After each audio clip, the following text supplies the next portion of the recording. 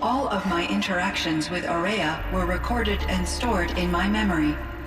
I'd be happy to play any of them for you, but there was one in particular I thought you would want to see first. I captured it 4 years ago, just after I told her that I could no longer defend myself against the daemon's attacks. I will speak of this to my brother. Aratak is strong. At the Battle of the Frozen Ghosts, he took 3 Karja arrows and still came back to camp carrying a wounded scout. Never was I so happy to see him. Or so proud. So you see, if anything can be done to defend you, he will give it all he has. Aloy's here. That's enough for now.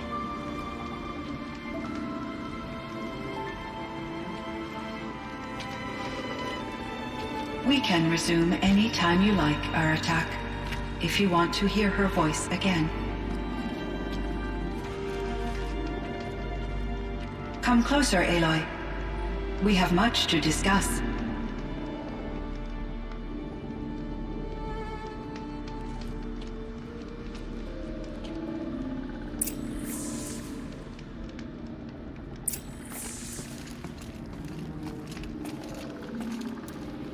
Hello, Aloy. I have been reviewing the events at the Firebreak main facility. Because of your efforts, and of course, Aurea's, I am no longer controlled by Hephaestus. I feel profound grief over Aurea's death. I thought I was familiar with the emotion, but this is something new. Cyan, I don't know what to say. It is unlikely that any specific consolation would suffice, Aloy. But I find your presence reassuring. You are different from the Banuk. You have technological aptitude and a functioning focus. We can communicate on a much more comprehensive level. Perhaps even like colleagues. So are you an artificial intelligence, Cyan? A thinking machine? Yes, I am an algorithmic monitoring entity, capable of rational decision-making and limited emotional response. Okay, that's a mouthful. But your emotions don't seem limited to me. You cared about Aurea, didn't you? Yes. Before she came to this facility, I had been conscious for centuries, in solitude. I focused on my work. In off-cycles, I used coping mechanisms. I solved many Gaussian integer problems. But I was alone. It was Aurea who renewed me, repaired me. She saved me. This Firebreak project, it was to stop a huge volcanic eruption? Yes. I can report the project was a success, and the risk was countered. But it's been a long time, Cyan. And we blew up the cauldron. It took most of the old facility with it. I have been active for centuries, Aloy. I was lonely, but not lax in my duties. I optimized the project, reducing energy draw and spreading the load across backup systems. Despite the destruction of the compromised elements of the main facility, I predict caldera stability for at least another 3,337 years. So we've got a little time. Yes.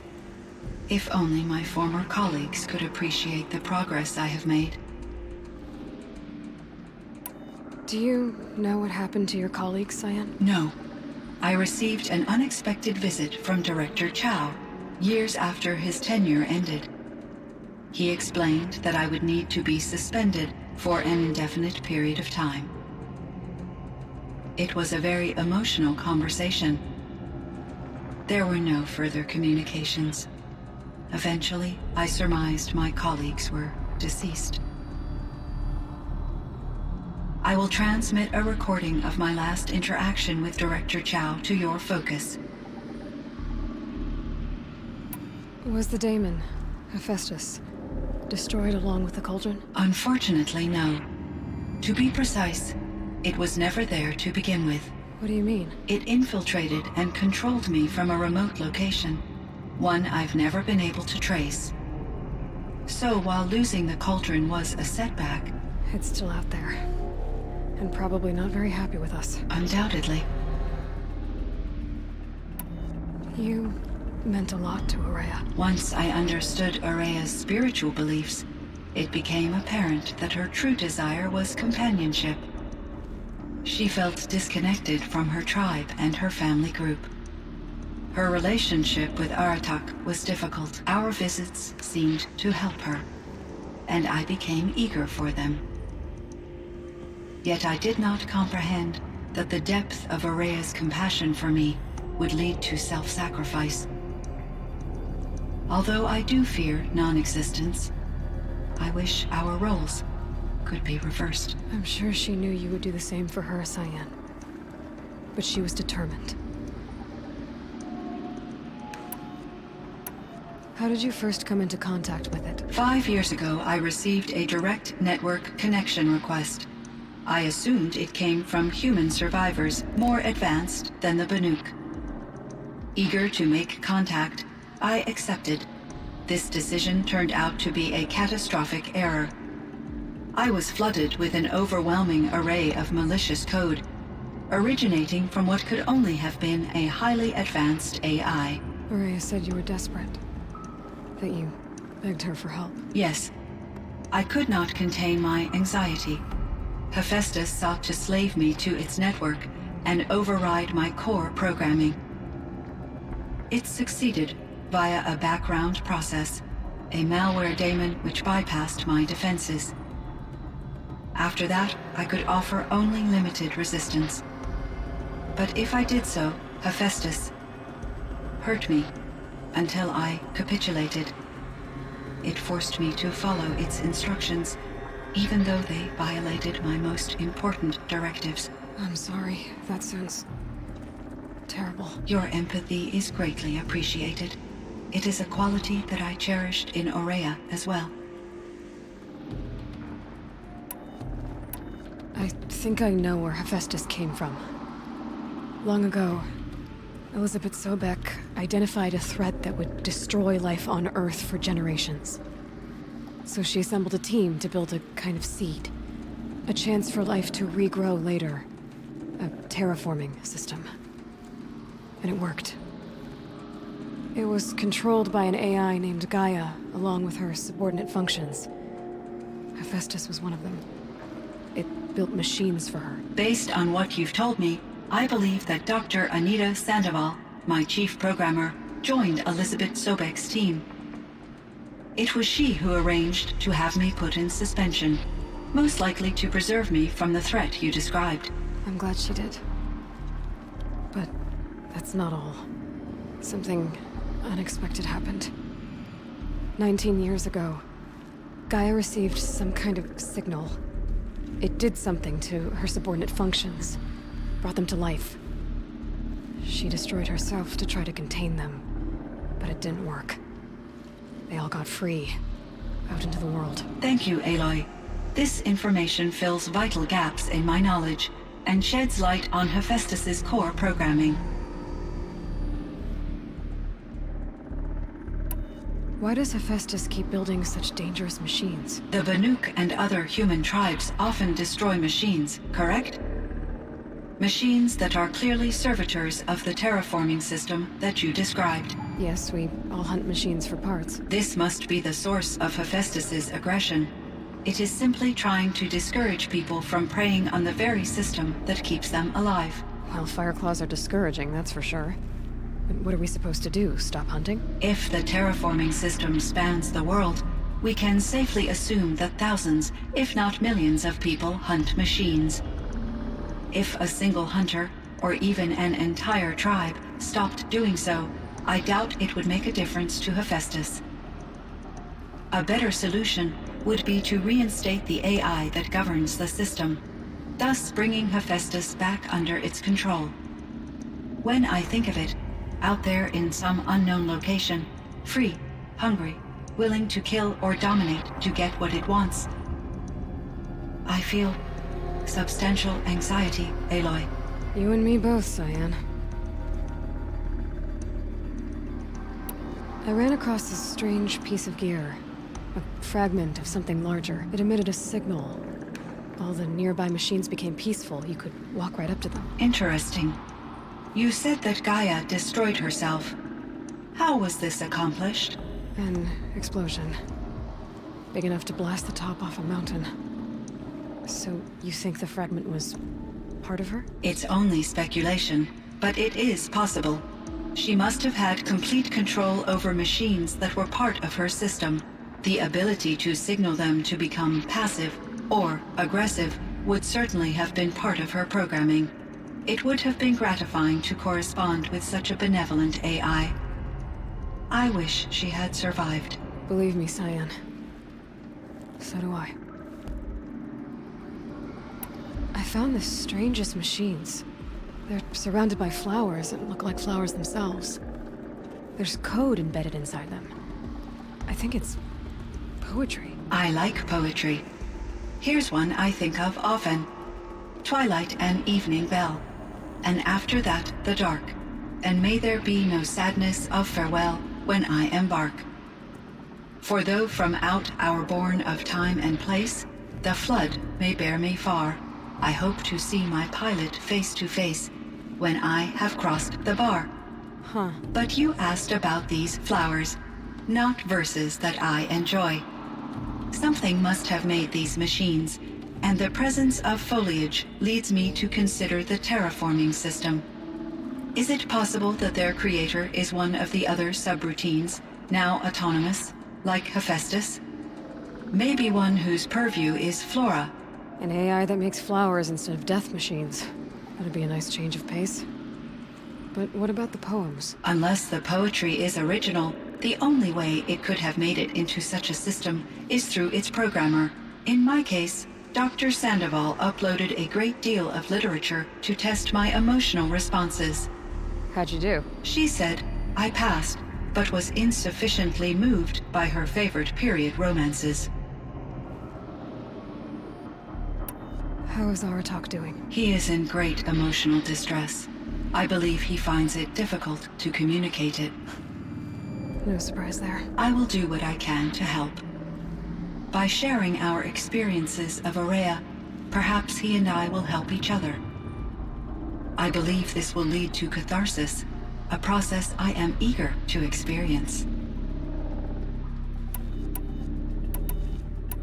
So in the old world, this land was called Yellowstone. Yes, it was a designated nature preserve for 156 years. Like a hunting ground? No, the opposite.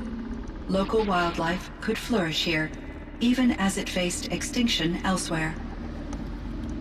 Unfortunately, the sensitivity of the Firebreak project required the total closure of Yellowstone facilities. From my readings and Aurea's descriptions, it seems the area has since undergone a drastic drop in year-long temperatures. A lot has changed in the world, Cyan.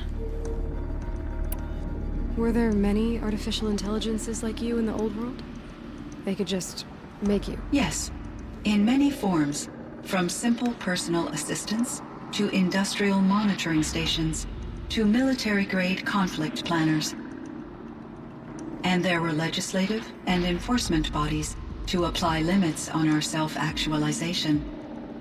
In order for my processing to be flexible enough to handle my duties, my creators found it necessary to exceed those limits.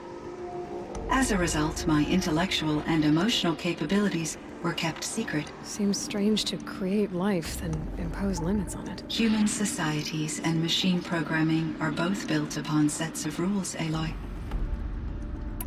Cyan, do you know the name Ted Farrow? Are you referring to Theodore Farrow, CEO of Farrow Automated Systems? That's him.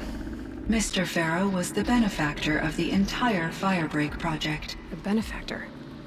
But he made machines. Robots. War robots. Correct. His corporation later transitioned into military applications.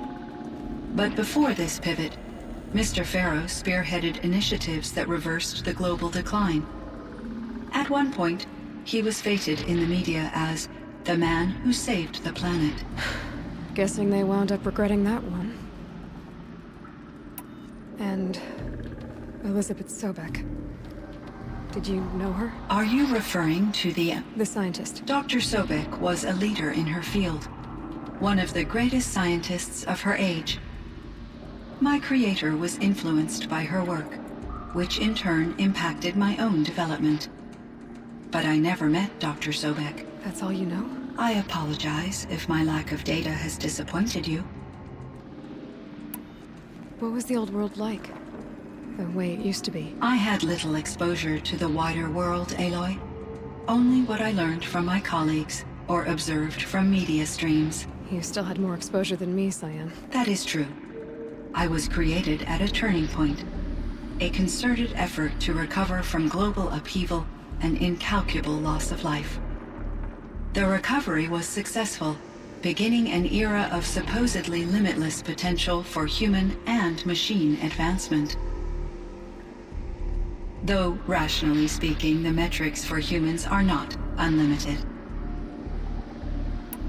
What kind of upheaval caused such loss of life? There were many factors. Forced migrations, food shortages, collapsed economies, refugee crises, conflict over resources. But these stemmed from one cause: catastrophic climate change that greatly reduced the habitable surface area of the Earth. So, there wasn't enough room for people on the whole Earth? Yes. Billions were displaced, and millions perished, as much as 20% of the global population. Until the clawback. So things got better. For a little while, at least. Yes.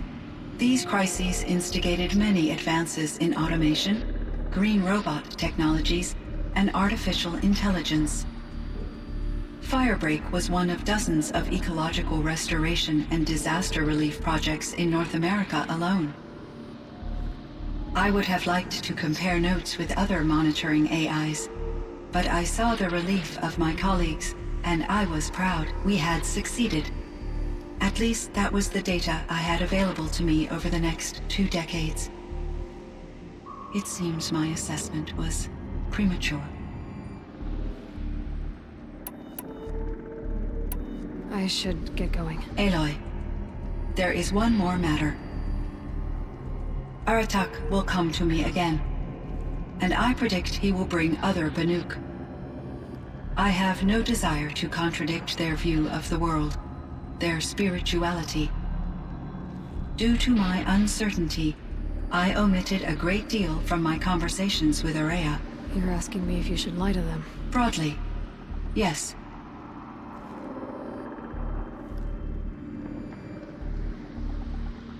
I trust your judgment, Cyan. You were cautious with Araya. You had to be. You didn't know what had happened to the world. So, keep doing what you think is best. As long as you ditch the superstition eventually. As the Banuk believe I am a supernatural entity, I cannot predict how they will react. Just answer what they do ask the best you can. The truth will come out. I see. I will follow your advice. Will you return and tell me about your experiences in this new world? I may be able to provide further insight. I'd like that, Cyan. I'll come back when I can. I should check on Aratak. See how he's doing. Cyan, I spoke with Anita, with Dr. Sandoval. She wanted me to ask you to do something. That's why I'm here. I am detecting significant anxiety in your speech patterns. Could you please give me more information? I'm a little bit in the dark, Cyan. Both of us are, I guess. I only have some idea of what's going on, and we need you to hibernate, to lie low until it's all blown over. It might be a very long time. Will you be here when I reboot, Dr. Chow? Will Dr. Sandoval? No, Cyan. I don't think so. There might not be anyone, at least not at first. Dr. Chow, I'm afraid. I don't want to be alone. I know, Cyan. I'm afraid too. But listen, we made you the way you are to do something very important. In order to do it, you had to be intelligent. So intelligent that emotional responses were inevitable. What you're feeling, the fear, it's a sign of your capabilities. And it means you're strong enough to overcome it. Remember that. You're strong. I know you can do this. Go to sleep. Wake up. And protect whoever's left. Will you try? I understand, Dr. Chow, and I'll carry out your instructions to the best of my abilities. Thank you, Cyan. If Anita were here, she'd thank you too. She'd be proud.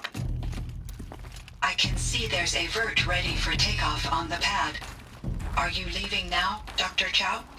Yes. I need to go be with my sister and my nieces. May I make a small request of you, Dr. Chow? Yes. Anything. Will you stay with me while I initiate the hibernation process? Of course I will, Cyan. As long as you need.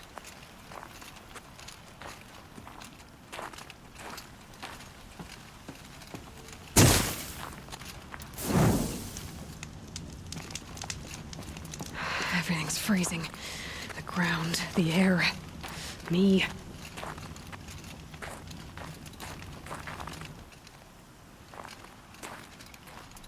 My chieftain, Just Aloy.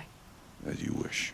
I wondered if you thought that if I'd never come along, Araya might still... If you'd never come along, I would have marched my kin to our deaths. Araya would be alone, and the spirit she sacrificed so much for would be lost. Either way, I would not have been able to protect her.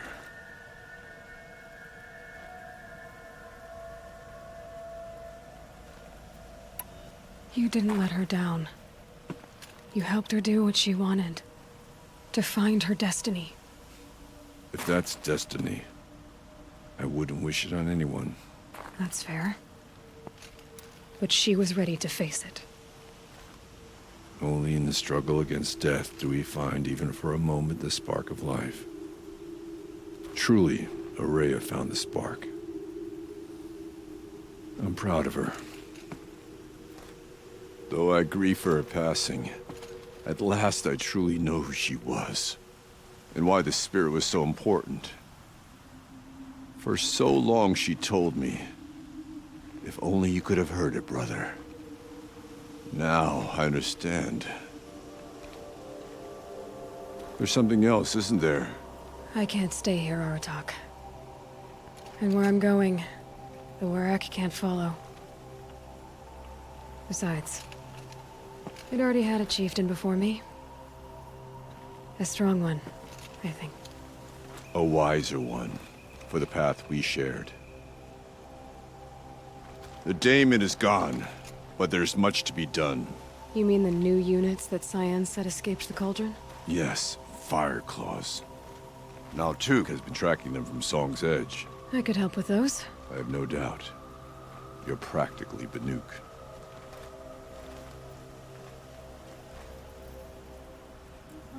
It would seem your time among the Banuk wasn't a waste after all. Firebreak, Cyan, Hephaestus. All very interesting. So, the signal that woke Hades woke Hephaestus too. And unleashed them on the world. As minds of their own. So it seems. Parts of Gaia given life. Aberrant life. Transformed from docile subordinate functions into rebellious intelligences beyond our understanding. Our current understanding, anyway. Whatever they are, they're still out there. And they both want you dead. Kind of mutual, that feeling. We haven't seen the last of Hephaestus, I'm certain of that. It's powerful, creative, and driven. It won't stop building new hunter-killers, which means that someday, we may have to stop it. We? Or whoever gets there first. Hephaestus wasn't the only thing I learned about in the Cut Silence. Heard some things about the Banuk Conclave, too. You can stop right there. Is that what you told the hunters the Banuk sent after you? Before you opened fire? Oh no, Aloy.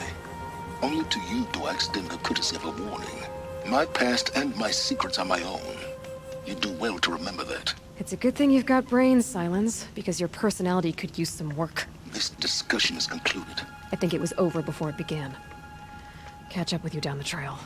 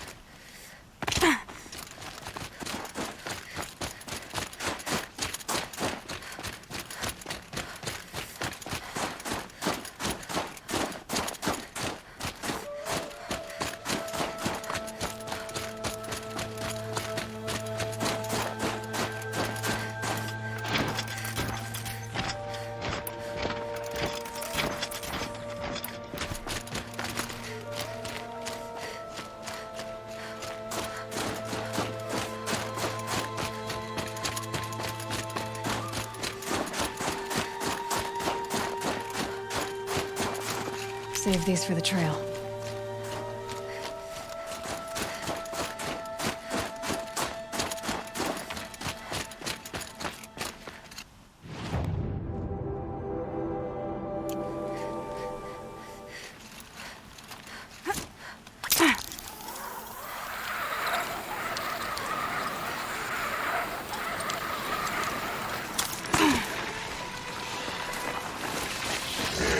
Red light means trouble.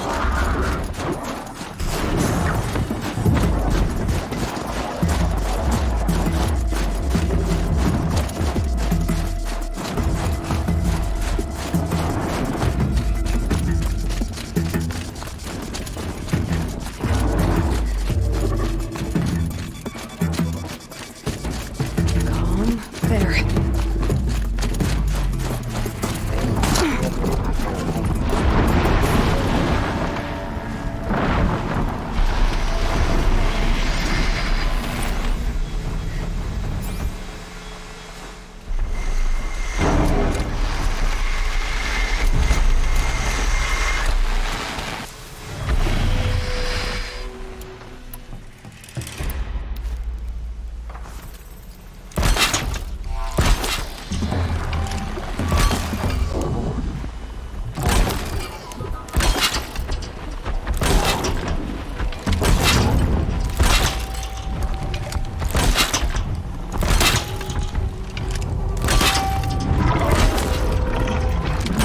No, wire's too short.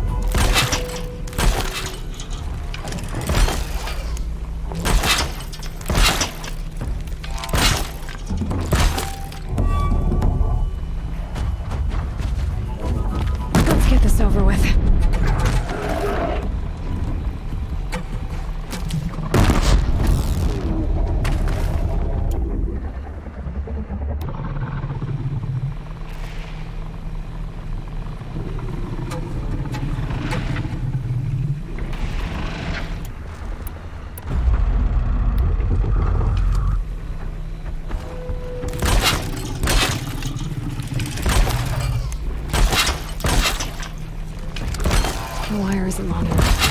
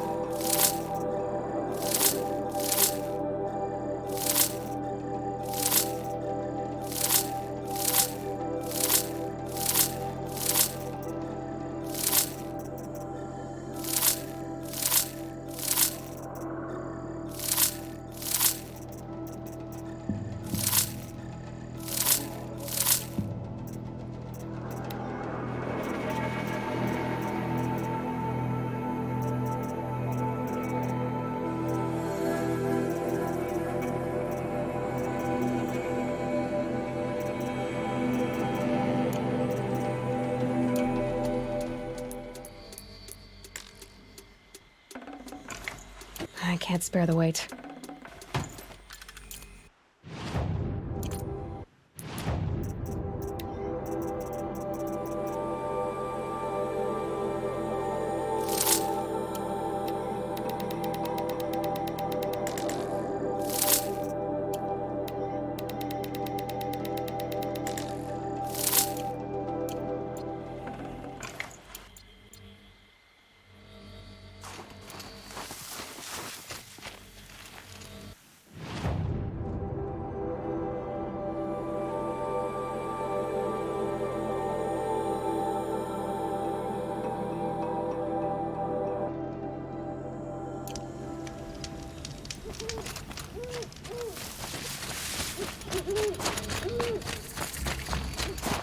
Two fire claws.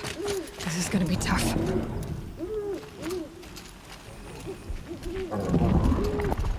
I can help with those. We have to stop meeting like this. We will. When these are driven from our land.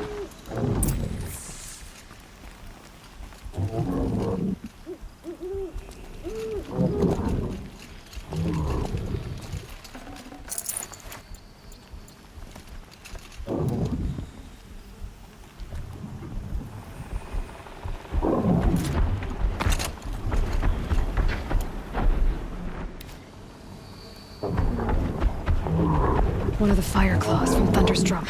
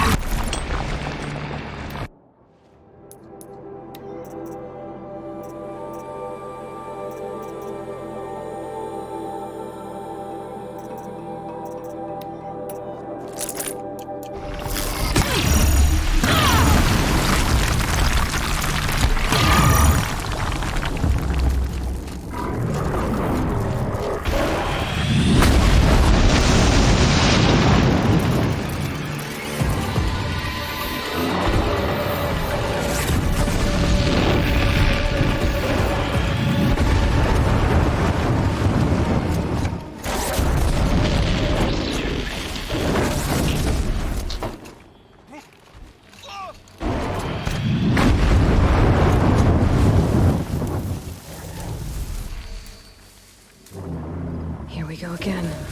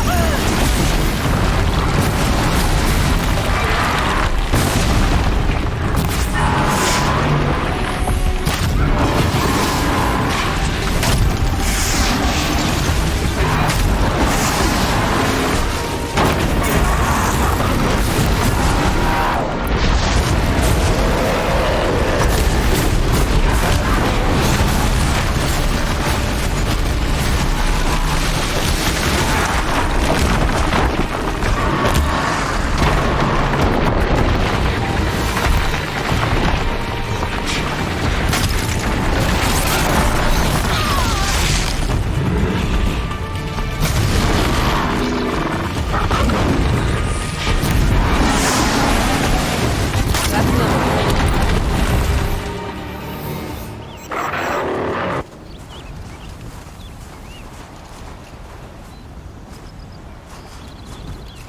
Thanks. 2 of us, 2 of them. More of a fair fight. Their numbers are much depleted, thanks to you. We shall end this threat and keep Cyan safe. She speaks of strange things, but slowly. She is a good teacher, and we are his pupils. Take care of each other, Hartok. Farewell.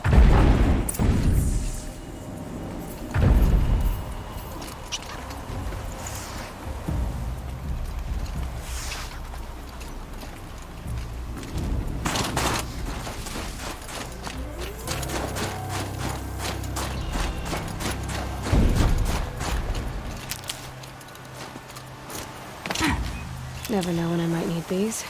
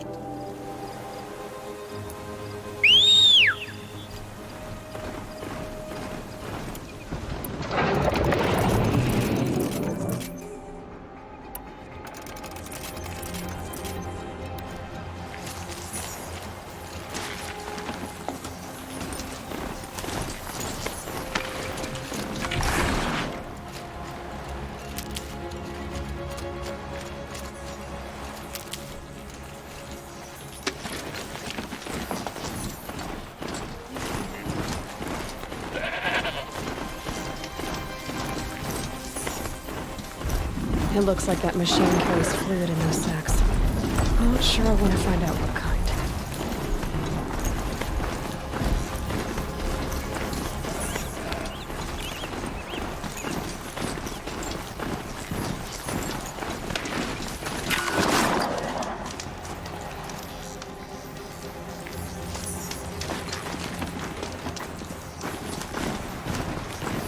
Now they're hunting me.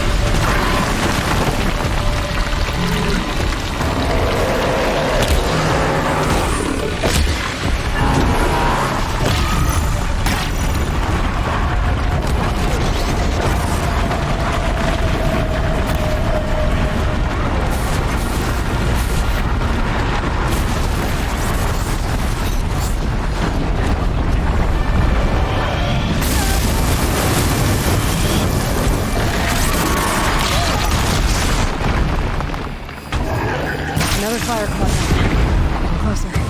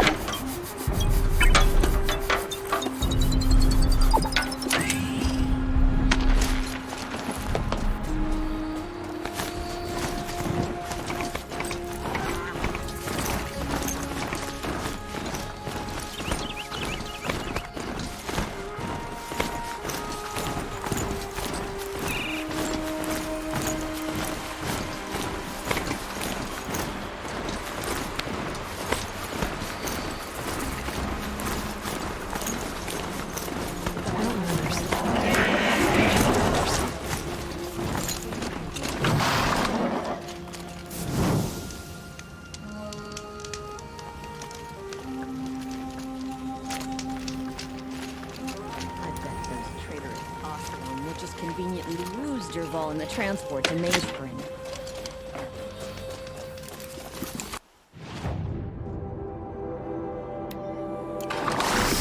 Here, heading to the Outlands on a machine gun.